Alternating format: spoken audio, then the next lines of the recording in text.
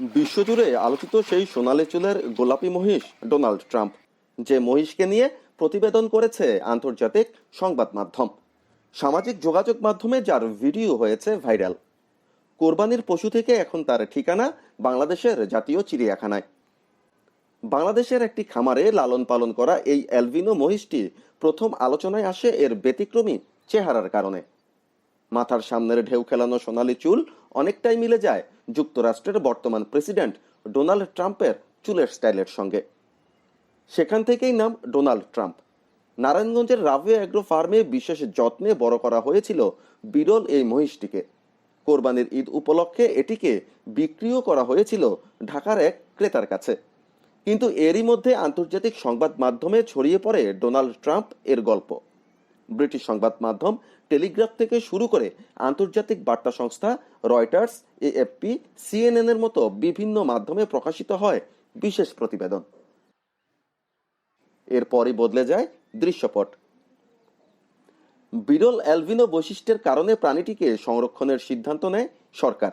কোরবানির তালিকা থেকে বাদ পড়ে ডোনাল্ড ট্রাম্প। এখন এটিকে রাখা হয়েছে মিরপুর জাতীয় চিড়িয়াখানায়। বর্তমানে চিড়িয়াখানায় বিশেষ পরিচর্যায় রাখা হয়েছে মহিষটিকে। প্রতিদিন নির্দিষ্ট খাদ্য তালিকা অনুযায়ী দেয়া হচ্ছে খাবার, নিয়মিত স্বাস্থ্য পরীক্ষা ও পর্যবেক্ষণও চলছে। কিন্তু প্রশ্ন হচ্ছে, কেন এত আলোচনায় এই মহিষ? বিশেষজ্ঞদের মতে অ্যালবিনিজম একটি বিরল জিনগত বৈশিষ্ট্য, যেখানে প্রাণীর শরীরে পর্যাপ্ত মেলানিন তৈরি হয় না। এর কারণে অ্যালবিনো প্রাণীদের শরীর সাদা বা গোলাপি আভাযুক্ত দেখা যায়। বন্য পরিবেশে এ ধরনের প্রাণীরা তুলনামূলক বেশি ঝুঁকিতে থাকে। স্বাভাবিক রঙের অভাবে তারা সহজেই অন্যের শিকারে পরিণত হয়।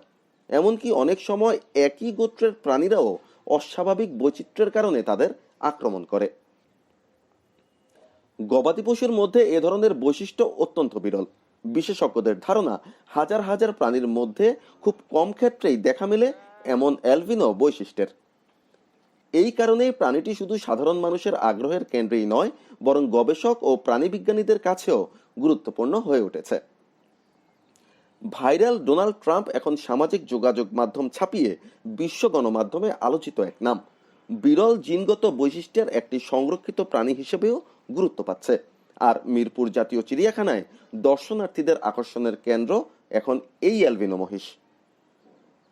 বাংলাদেশ বেতার, কুমিল্লা, নিউজ ডেস্ক।